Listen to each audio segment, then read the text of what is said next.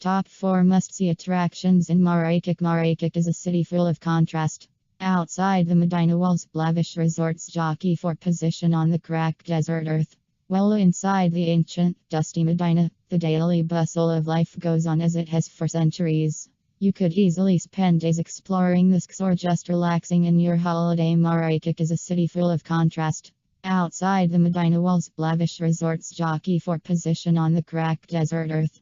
Well inside the ancient, dusty Medina, the daily bustle of life goes on as it has for centuries. You could easily spend days exploring this or just relaxing in your holiday oasis. However, if you are interested in taking a deeper look into the city's history and culture, then these 4 attractions should not be missed.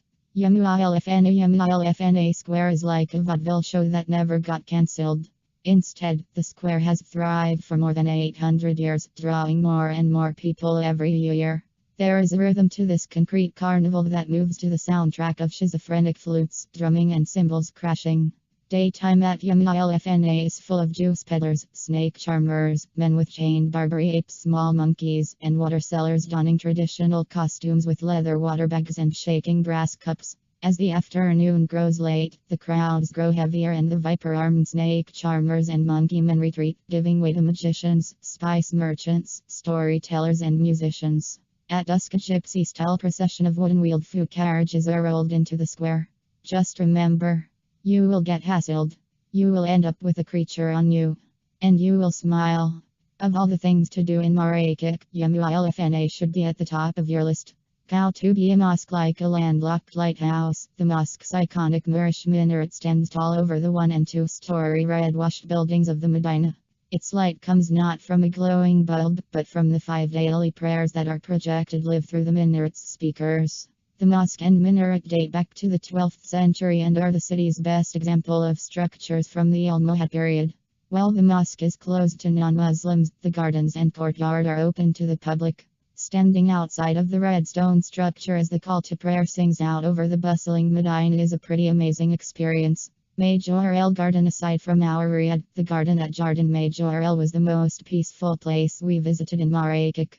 Once the former residence of fashion designer Yves Saint Laurent, this lush desert garden explodes with vibrant colors and life. The 12-acre botanical garden contains more than 300 plant species and is frequented by more than a dozen bird species indigenous to North Africa, including the African songbird. Strolling through the garden reveals large fountains, ponds, statues, and even Laurent's memorial site. The designer's ashes were spread here following his death in 2008.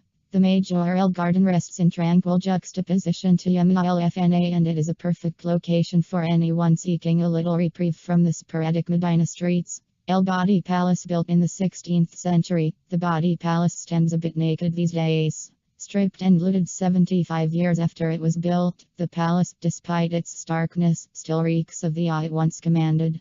The palace, which took 25 years to complete, was commissioned by the Saadian Sultan Ahmad al-Mansur in 1578. Plan on spending an hour strolling the grounds and exploring the terrace and underground portions of the palace.